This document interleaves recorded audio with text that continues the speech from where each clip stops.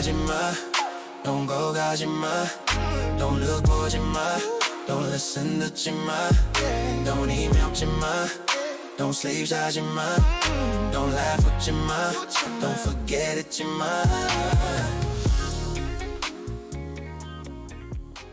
Welcome back to the deep dive. And usually when we sit down to talk about a league update for you guys, or maybe a roster shift, we're talking about, incremental changes. Right, like a minor trade here and there. Yeah, a trade here, maybe a free agent signing there.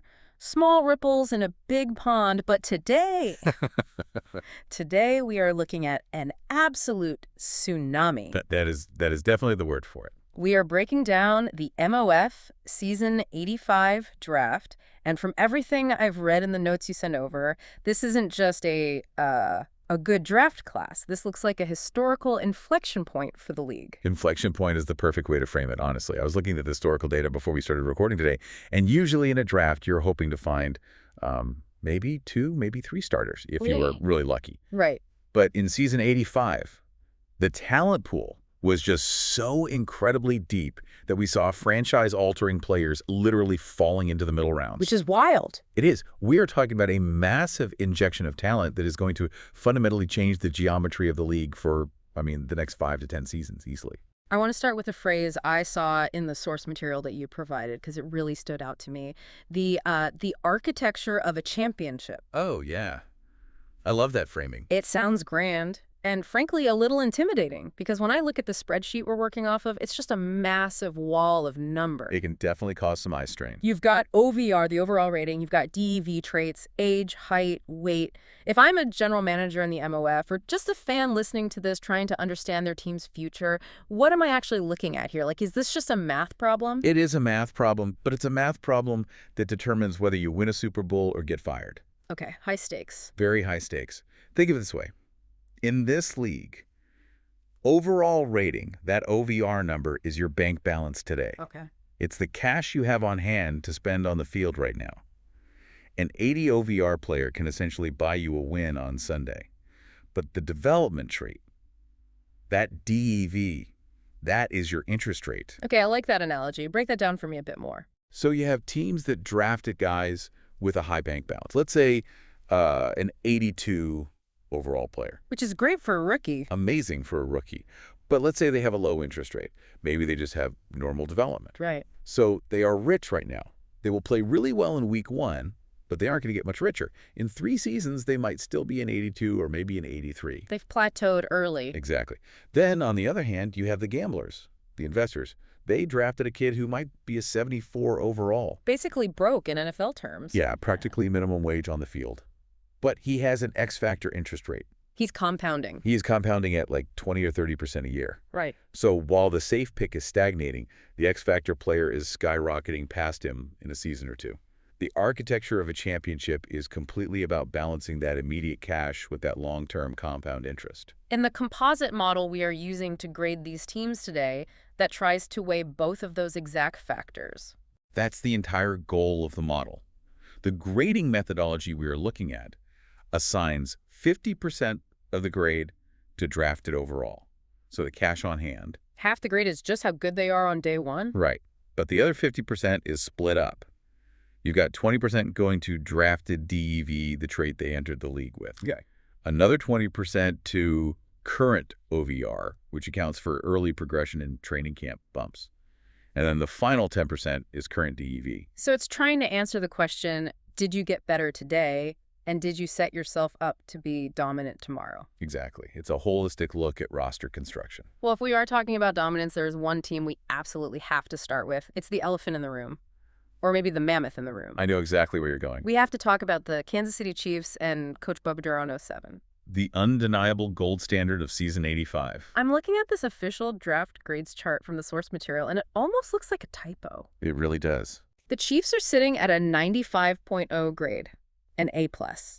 And the next closest team is what, 5 points behind? Yeah, right around there. In a highly competitive league, a 5-point margin at the top is insane. It's a statistical anomaly. Yeah. To get a 95.0 in this composite model, you essentially have to have a perfect draft. You can't miss on a single pick. And Coach Bobaduro in 07 didn't miss. Not even close. What he did was master that balance we just talked about. He didn't just draft for need, and he didn't just blindly draft the best player available either. He maximized the pure value of every single asset he had on the board. Let's get into the specifics of that, because I actually want to play devil's advocate on their first pick. Go for it. They're picking 8th overall, right? A premium top 10 pick. And they take a tight end. He's Zeus Enriquez. Yep. Now, in the modern NFL and even in simulation leagues, isn't taking a tight end in the top 10 considered a massive luxury pick, almost a vanity metric? Because you can usually find a totally serviceable tight end in the 3rd or 4th round. In 90% of drafts, you are absolutely right. Taking a tight end that high is usually a fireable offense because the positional value just isn't there. Yeah. Compared to an edge rusher or a corner. Right, you want premium positions. Exactly. Yeah. But Jesus Enriquez isn't a tight end in the traditional sense. You have to really look at his profile. I mean, he's listed as a tight end on the roster. He is listed as one, but look at the metrics from the master script breakdown.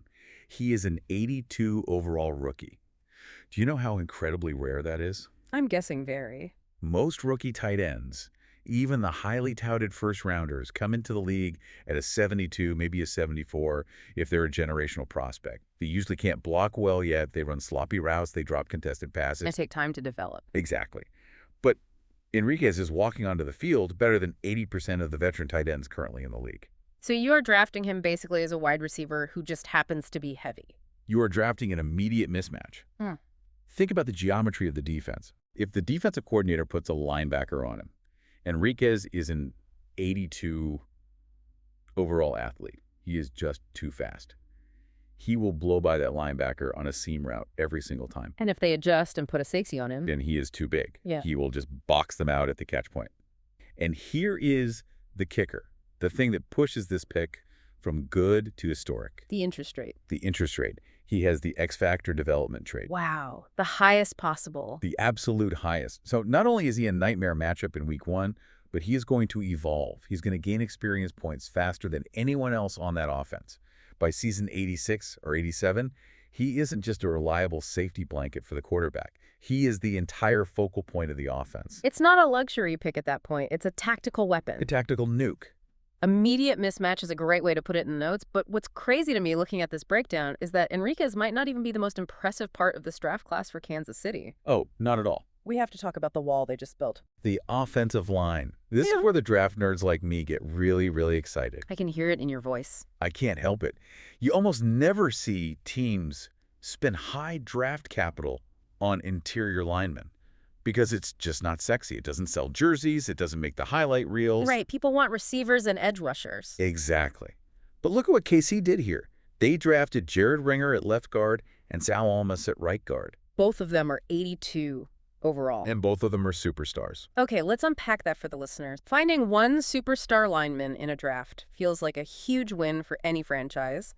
Finding 2 interior linemen who are both 82 overall rookies with superstar traits in the same draft night, that feels unfair. It creates an absolute fortress. Think about how a pocket collapses in football. If the pressure comes from the edge, the quarterback can step up. He can maneuver. He can roll out. He has an escape route. Right. But if the pressure comes from the inside right in your face, the play is completely dead. Yeah. You can't step up into a 300-pound defensive tackle. By securing 2 superstar guards, KC has essentially guaranteed that the interior of their pocket will not collapse for the next decade. So the quarterback, whoever is taking snaps, can just bake a cake back there. Literally. Yeah. Ringer and Almas are going to anchor that line until season 95. And because they are superstars, they will likely develop those elite abilities. Like post up or secure protector. Exactly. Those abilities make them even harder to beat. It's a massive investment in the quarterback's health and the offense's efficiency. The stats back this up completely, too. According to the top-tier players drafted list, Kansas City had 4 total top-tier players, meaning they were either X-Factor or Superstar. 4 in one draft. They had 2 X-Factors and 2 Superstars. No other team in the league touched that volume of pure quality. And if you look at the top 10 rookies list by overall rating, KC has 3 of them. Right, Enriquez, Ringer, and Almas. That means 30% of the top 10 players in the entire league went to one single team. That is an unprecedented concentration of talent. So what does this all mean for Coach Bobager in 07? Like, is this a win-now move, or is this setting up a dynasty? It's both. Yeah. And that is exactly why the grade is a 95.0. The high overalls, those 82s, help you win right now. They contribute immediately to your win total. With cash on hand. Exactly. And the X Factor and Superstar traits ensure you win later. The compound interest, this is the blueprint. This is how you build a dynasty in the MOF. You don't have to choose between the present and the future if you find the assets that service both. That makes a lot of sense. Now, while Kansas City took the volume approach to dominance, getting elite players at multiple different positions, there was another team that took a slightly different path. A very different path. A much more aggressive path.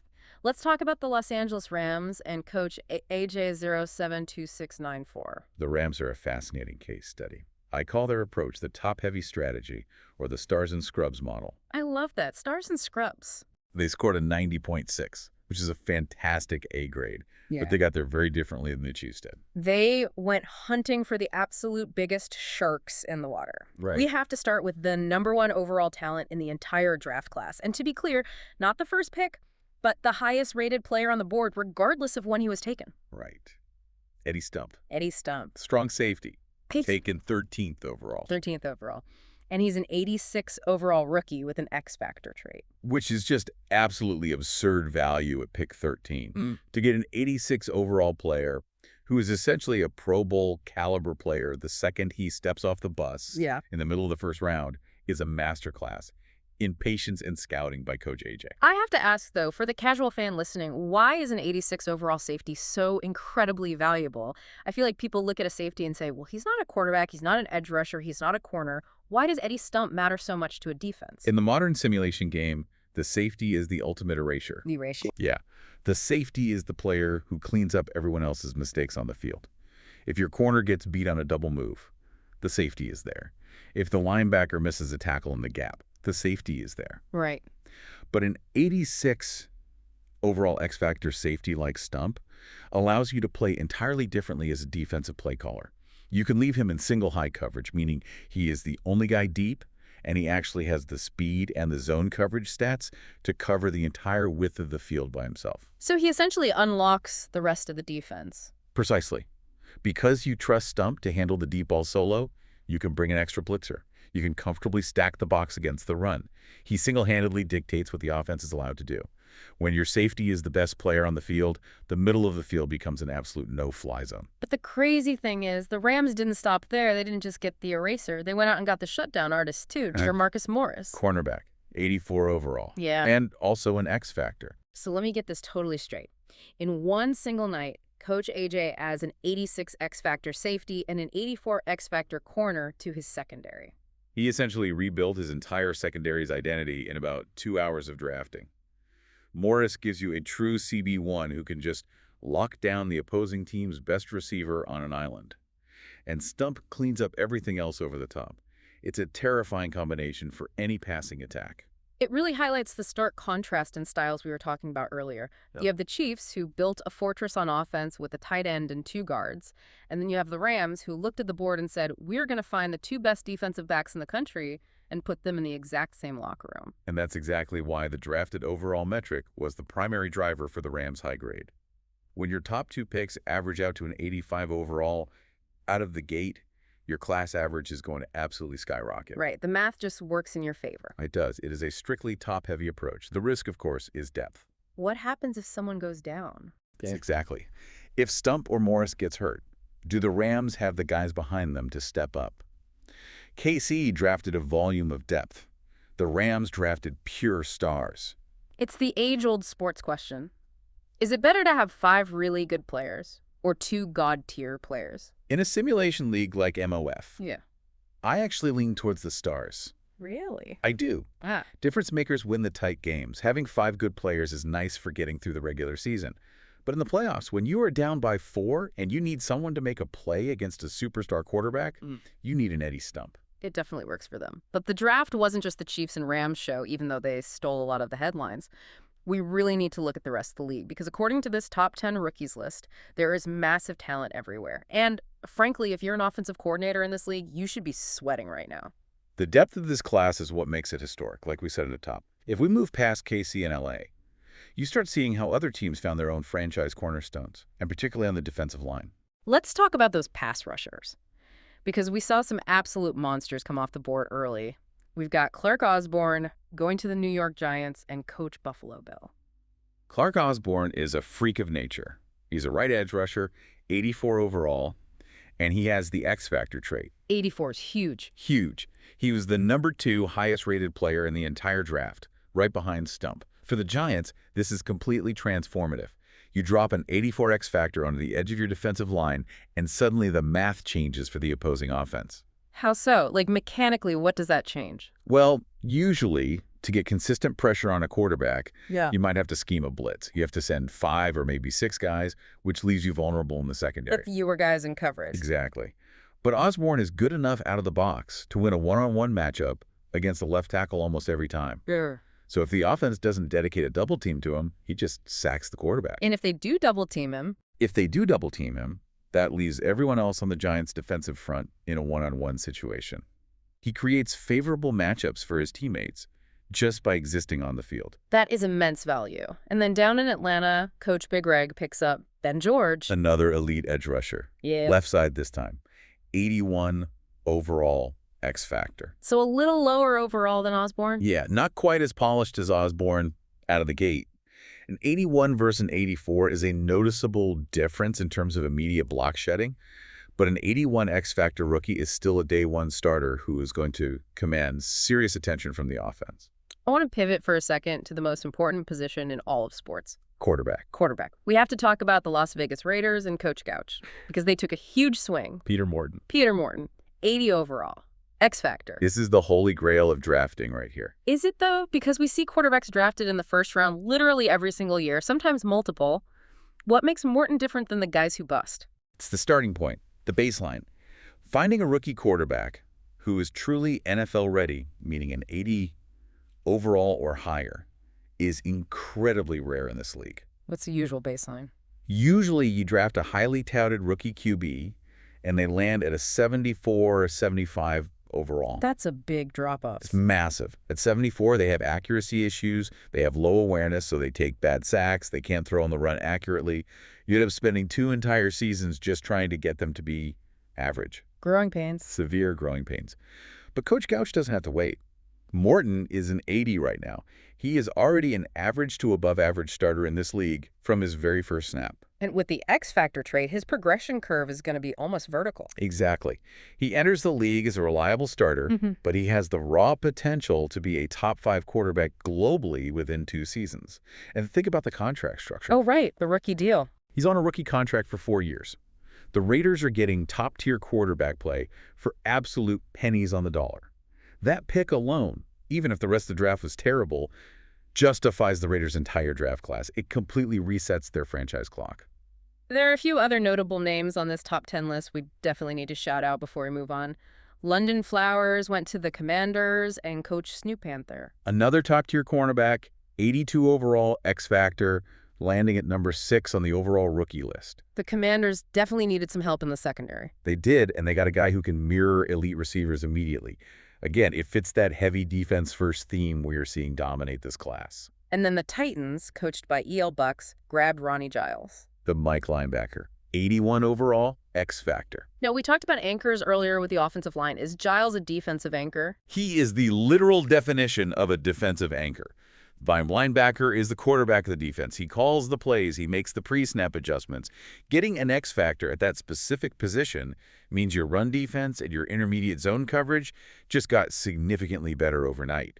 An 81 overall middle linebacker covers so much ground sideline to sideline. Finally, rounding out that top tier of the rookies, we have the Denver Broncos and Coach Mr. Witness 36 securing the blind side with Ben Johnson. Left tackle, 81 overall superstar trait. Now that feels like a very safe, smart pick. Just like the Chiefs with their interior guards, the Broncos prioritize keeping their quarterback upright. An 81 superstar left tackle is a 10-year starter. You plug him in on the left edge, and you don't even have to think about that position until season 95. It's not flashy. It's boring, honestly. It doesn't make for great highlight tapes, but it wins football games. Which brings us perfectly into our next segment. We've talked about the top players, but I want to look at the grading methodology again. We mentioned the Chiefs and Rams dominating the top, but there were other teams that hit that elite A-tier status using very different strategies. It wasn't just about drafting the highest raw number. This is where the draft grades in-depth source is so illuminating for me. It shows us that there isn't just one single path to get an A grade. You can skin this cat a few different ways. Let's look at the Denver Broncos again, since we just mentioned Ben Johnson. Yeah. They scored a 91.2, which is actually higher than the Rams grade. It's a very solid A. The explanation notes say their success factor was outstanding dev efficiency. Right. And here is where the mechanics of the game get really interesting. The notes indicate that multiple players on their draft board improved their current overall post-draft. Wait, how does that actually happen? The draft just ended. How are they already better? It happens through the preseason simulations, through training camp boosts, and team morale adjustments. Coach Mr. Witness 36 didn't just draft highly rated players. He drafted players who were primed to pop immediately in camp. So his efficiency getting the absolute most out of every single pick was elite. Exactly. He didn't have the flashy 2 X factors in the top 5 headline like the Rams did, but his class as a whole is incredibly robust from top to bottom. He raised the baseline floor of his entire roster rather than just spiking the ceiling. Then you have the Tampa Bay Buccaneers and Coach Chieford. They scored a 90.7. And the note here for them says, consistent value across all rounds. This is the safe but high-quality approach. I like to call this the singles hitter strategy. Just getting on base. Getting on base every time. Yeah. Coach Chieford didn't swing for the fences. He didn't gamble on those low overall guys with hidden potential. He took solid, guaranteed returns at every single pick. It's a very disciplined strategy. Extremely disciplined. You might not win the press conferences or the headlines on draft night, but you wake up 3 years later with 4 entrenched starters from one single draft class because you didn't bust on any of your picks. Contrast that with the San Francisco 49ers and Coach Beast 107.90. They got a 90.2 and A-. Their success factor in the notes is listed as high floor. Specifically, high current OVR performance across the class. That tells me Coach Beast prioritized players who can contribute right now. He wasn't looking for 3-year projects. He wanted guys who could step onto the field in week 1 and not look completely out of place against veterans. It's a win-now draft strategy. Very much so. It maximizes that current competitive window if you feel like your team is just 1 or 2 pieces away from a run. And finally, in this A tier, the Atlanta Falcons. We mentioned Ben George, the edge rusher, earlier, but they scored a 90.0 overall. Their note is solid drafted OVR paired with dependable dev results. It's just highly efficient. No major misses, no wasted capital. Coach Big Reg hit a single or a double with every swing he took. And when you add an X-Factor pass rusher on top of a fundamentally solid class, you easily secure an A-. Now, I want to shift gears a little bit. We've been talking heavily about the high grades, the A+, and the solid A's. But sometimes the final letter grade doesn't tell the whole story of a draft class. Not at all. I want to talk about the hidden gem classes. The teams that maybe didn't score a 95 overall, but quietly crushed the absolute most important part of the draft, the development traits. The dev hunters. I really love this category. These are the venture capitalists of the league. Let's start with the Minnesota Vikings and Coach Crazy 300. They got an 88.0, which shakes out to a B+. But look at the top-tier players list. They rank 3rd in the entire league in that category. They walked away with 3 total top-tier players, 2 X-Factors, and 1 superstar. So why the B+ and not an A if they got that many elite traits? It comes down to the weighting of the composite model we discussed earlier. Their drafted overall base, that cash on hand, was likely a bit lower across the board. They might have drafted guys who were 76 or 77 overall out of the box, rather than the 82s and 84s we saw from KC and LA. So that drags the numeric average down. It drags the grade down, yes. And this is a massive, but the upside is elite. Coach Crazy 300 bet heavily on traits over initial ratings. If those X factors develop the way we expect them to, this Vikings class could actually look better than the Rams class in 3 seasons. Another super interesting case is the Chicago Bears and Coach Remo 357. Now, looking at the image grade provided in the source, they're sitting at a 77.9. That's a C+. That looks, well, it looks mediocre at best. On paper, strictly looking at the grade, yes. If you just look at the letter grade, you assume they had a pretty bad night. But again, you have to cross-reference that with the top tier list. The Bears actually drafted 3 elite players, 1 X-Factor and 2 superstars. Wait, that is the exact same volume of elite traits as the Vikings? Exactly. They got Kendall Charles, who is a superstar. So why the 70.9? It highly implies that while they hit absolute home runs with those 3 specific picks, they likely struck out hard or took very low-value players in the later rounds that dragged their average down. It's a highly volatile draft class. Very volatile, high peaks, incredibly low valleys, But honestly, if you tell any GM in this league, I can guarantee you 3 elite dev trades tonight, they take that deal every single time, regardless of what the overall letter grade says. It sounds like the grading model itself kind of hates volatility. It really does. The model vastly prefers consistency across all 7 rounds. But in the MOF, sometimes volatility is exactly what you need to break out of a franchise slump. You need those spikes in talent. And then we have the Cleveland Browns and Coach Domit SX. Yeah. 86.8, a solid B+. Tied for high volume with 3 superstars drafted. The notes say they had strong defensive value and steady OVR average. This is a sneaky, sneaky good draft. They didn't get the flashy X Factor headline. No, but 3 superstars means 3 players who are going to develop significantly faster than the league average at their positions. That builds a very, very strong core for Coach Domi going forward. Moving further down the list, we have to address the middle of the pack. And unfortunately, the teams that really struggled. Let's look at the safe tier first. These are the teams that hit singles, but maybe just lack the power to hit a home run when they needed to. Right. The Baltimore Ravens, under Coach Excalibur, scored an 84.2. And the Tennessee Titans, with Coach Eelbucks, scored an 84.1, both solid Bs. And we know the Titans got Ronnie Giles, the X-Factor linebacker. Right. But the rest of the Titans class was described in the notes as solid but unspectacular. This is the inherent danger of the safe strategy. If you don't hit on the depth picks, you end up with a very average roster overall. What about Baltimore? Baltimore was described as having consistent metrics with no major weaknesses. Which sounds great, but it came with a slightly capped ceiling. They didn't take the massive risks that the Vikings or Bears did, and in a league where everyone else is constantly trying to get better, staying the same is actually falling behind. That brings us to the bottom of the chart. Yeah. We have to talk about the struggle bus. The Detroit Lions. Coach Commish Jeff, they are sitting dead last at the bottom of the barrel with a 70 point of view grade, a D+. Now, I have to ask, is Coach Commish Jeff just bad at drafting? Or is there something deeper in the data that explains how you end up with a D+? It's actually a really unfortunate case study in how the in-game draft board can completely lie to you. Really? Yes. See, Detroit likely didn't draft physically bad players. They probably drafted players who looked totally decent on paper. Good college stats, solid combine numbers, good 40-yard dash times. So where did it all go wrong? It's the hidden dev trap. When you scout a player, you see their speed, their strength, their agility. You don't see their heart. You don't see that internal development trait until after you actually pick them, and they are on your roster. Detroit drafted a bunch of guys who turned out to just have normal development. The normal death sentence. In this specific league, yes. Normal dev means they are exactly who they are. They won't get much better no matter how much they play.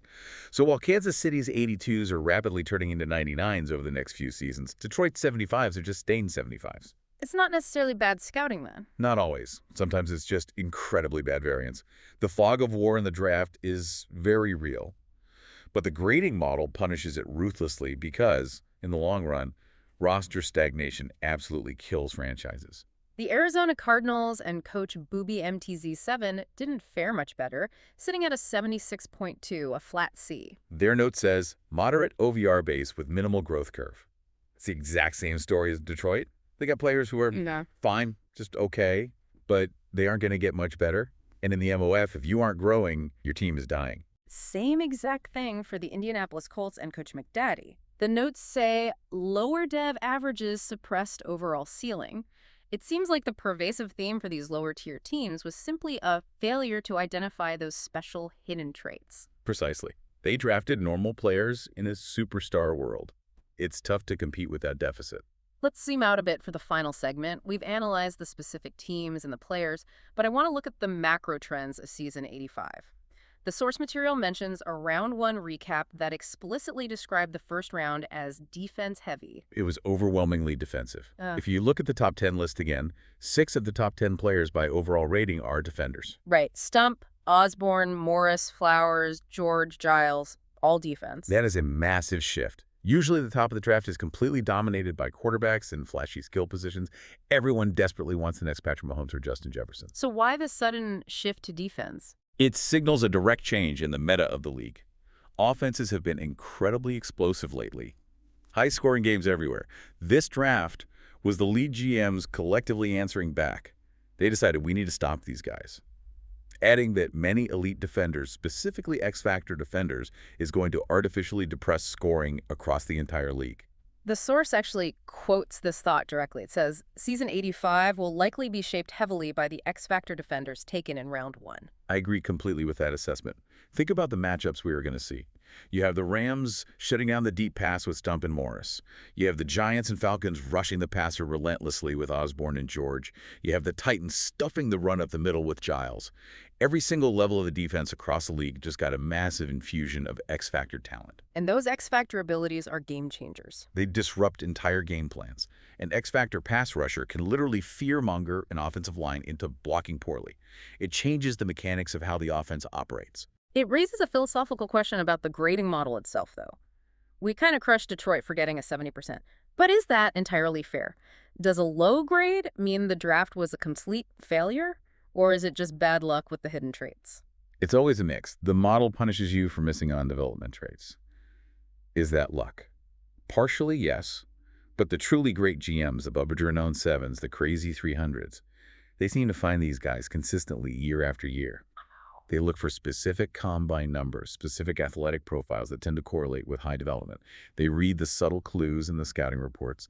So at some point, what we call luck actually becomes skill. And then there is the other philosophical debate we touched on. Is it better to be Tampa Bay? Safe, consistent, getting a 90.7 grade with no busts? Or is it better to be the Rams? Top-heavy, incredibly risky, but landing the absolute best player in the draft. Personally, I take the Rams approach every day of the week. Still sticking with the Stars. Absolutely. In a simulation league like MOF, difference makers win games. Having 5 good players is nice for depth.